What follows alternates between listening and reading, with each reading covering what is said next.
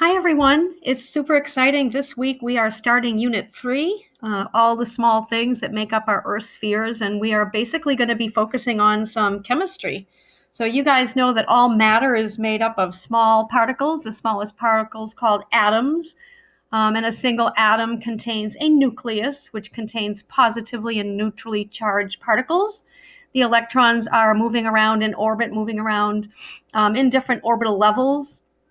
And an element is a substance that cannot be broken down into other substances. So this is just a really basic review of atomic structure. Because we're looking at the Earth as a system, this unit is going to address not only the basic chemistry, but understanding how matter flows through the system. Where is matter stored? So the most specific elements that we are going to look at are hydrogen, oxygen, nitrogen, carbon, and then, of course, looking at water as a compound. So we know that matter cycles through living organisms as well as through the non-living components of our environment. And this flow of matter is fueled by the sun's energy. So think back to previous classes when you have drawn pictures of cycles. The water cycle is perhaps the most familiar, but certainly not the most important. So we also want to think about the law of conservation of matter, which states that regardless how substances within a system are changed, the total mass stays the same, right? And same goes true for energy. So matter cycles through the Earth system and energy flows through the Earth system. And energy cannot be created or destroyed, but merely changed from one form to another. Here we have some information on how atoms combine by either covalent or ionic bonds. You do not have to memorize this. If you've taken biology or chemistry, it's going to look quite familiar, especially when we think about the molecular structure of water. A molecule is two or more atoms joined by covalent bonds, and a compound is a substance composed of atoms of two or more different elements.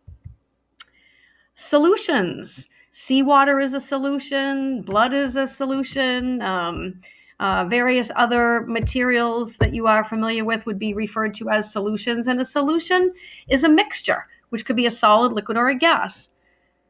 A mixture is one in which all ingredients are equally distributed. This is important to look at the molecular structure of water. We know that water is essential for all living things, but why? When you take biology, or if you've taken biology, you understand that water is the most important substance that moves materials in and out of cells, materials such as nutrients that the cells need, as much as water to move waste products out. So water molecules have the ability to stick to each other through cohesion. It's due to their hydrogen bonds. And water molecules also have the ability to adhere to other substances. Water is also known as a universal solvent, so it's able to dissolve almost any other molecule. Acid, bases, and pH. We've referred to acidity in our discussion of ocean acidification. So a solution can be acidic or basic or neutral. Another word for basic is alkaline. We've looked at seawater, and we know that seawater is slightly alkaline, and that's because of a little bit more concentration of OH negative ions, which would be the minerals such as calcium and sodium that are dissolved in seawater. And there on the scale, you see 7 as neutral. Anything below 7 is an acid. Anything above 7 is considered to be basic or alkaline. And so that pH scale is a measurement of the amount of ions that are in solution. Let me go back. Whoops. So this is only slides 1 through 6, just a very brief introduction to chemistry and the importance of how we want to understand that matter matter cycles through the Earth system, through the 4 spheres that we've discussed, the hydrosphere, the litho or geosphere, the atmosphere, and of course the biosphere. So you can review this little video if you want to, but the slides are there for you to look at.